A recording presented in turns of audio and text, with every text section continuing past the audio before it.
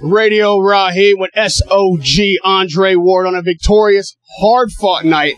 When you saw, I'm going to take you straight to the end of the fight and work our way back. When you saw Kovalev double over, did you feel right then that this was the end of the fight? I knew I had to get the right shots in there. You know, he's a big guy. He's I didn't expect him to go easy, but I hurt him with the right hand, and I was hurting him with the body shots. And it's easy to get, too excited. So I was trying to stay on him and not give him a break, but get the right shots in there, and that's part of why some of the shots down the stretch were on the belt line, because he's bending over and I'm trying to rip the left and he's like literally, in a fetal position. But I don't think you can dispute the stoppage, man. It was a great stoppage and we did what we had to do. This was a very tough fight. Even though you were knocked down early in the first fight, this seemed more physical to me. It seemed like you tried to start the action, engage with him, and then started slipping punches and drawing him in. Was that the game plan? If not, what am I missing in the game plan? I think that's accurate. I think this was, I got to watch it, but they both were pretty physical, man. Like, he's a stubborn dude. Like, he doesn't want to give nothing up. I'm not trying to concede, but I knew this fight was going to be, these skirmishes and these standoffs. Whether it's 10 seconds or exchanges, and I knew whoever won those standoffs were going to eventually start to pull away. And that's what my goal was separation in this fight where, we just didn't want to leave no doubt in this fight. And, I could see him fading. I could feel him fading. And I love when I see that. And when the big right hand got through and he visibly wobbled, for a fighter like him, that's tough psychologically to overcome, and physically it's tough to overcome. You said that there weren't going to be any big changes for this fight. You didn't change anything in camp. But I was at your camp. You definitely seemed more focused. This strategy seemed a little different.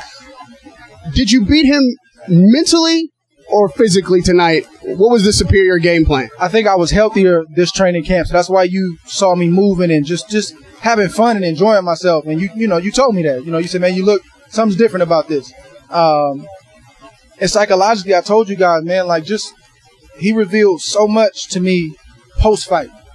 I understand the disappointment. I understand feeling like, man, I won. But it just went above and beyond, and he showed a lot of weakness. He showed a lot of psychological weakness, and he was going to bring that guy into the second fight, and I knew that. So I knew that if I executed the game plan, we can get this type of outcome. And before I let you go, Andre, the first thing you said to me was, what controversy, when you stepped out of the ring. Did it surprise you to hear Kovalev here at the podium after the post-fight talking about low blows and Kathy saying that they want to challenge the decision? They are trying to point to controversy. I'm not getting involved in that, man. It's actually not surprising. And I just really think it's not a good look for them. Like I told you guys the first time around, at what point do you show some class and tip your hat to a person? At what point? You only have an argument with a commission or somebody if there's intentional low blows. If you're looking at an Andrew Galata, Riddick Bowe type of situation where it's clear you want out of this fight and you're not a borderline shot, or, if they're going to protest that, they need to talk about the rabbit punches that they delivered throughout the course of the fight. It's boxing. It's a fight. Things happen. It's just unfortunate, man. It's no sweat off my back. It's just unfortunate really for them. It's just not a good look for them, man. It really isn't. You've stepped up to 75. The knock on you at 68 in lower divisions was that you weren't exciting, that, you made the fight ugly and slow. You got a knockout tonight. It was a very exciting fight.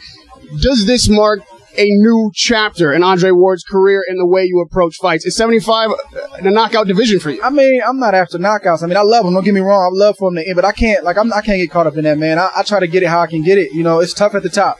It's tough. So however I can get it, if I got to outsmart you, if that's the way to do it, if I got to bully you, I think the mark of a great fighter is just somebody who can consistently win at the highest level for an extended period of time, and that's all I try to do. And very lastly, it may surprise you to know that a lot of the online talk and fans thought Kovalev was ahead on the cards. How is it that you judge and score a fight, and what is it that the fans are missing if you disagree with that when it comes to scoring the way you fight? I mean, first and foremost, I got to watch it, but in my mind, I was up probably 4-2. He definitely got a couple rounds. But it doesn't matter. The point for this fight was a statement and was to leave no doubt. And we did that. So whether I was down by 6 rounds, whether it was 4-2, 3-3, it doesn't matter. The fight got stopped. Any desire to do it again? Third fight? Right now, it doesn't make sense. You know, right now I don't think the money's there. I don't think it's something the fans want to see. And it was my job to not allow a rubber match tonight. Radio Rahim with SOG Andre Ward, 175-pound undisputed champion. Great performance tonight. Thank you for doing that on my birthday. I know I had something to do with it. Happy birthday, man. Radio Rahim. Thank you, sir. Look, you were looking quite nice yourself tonight. Appreciate it.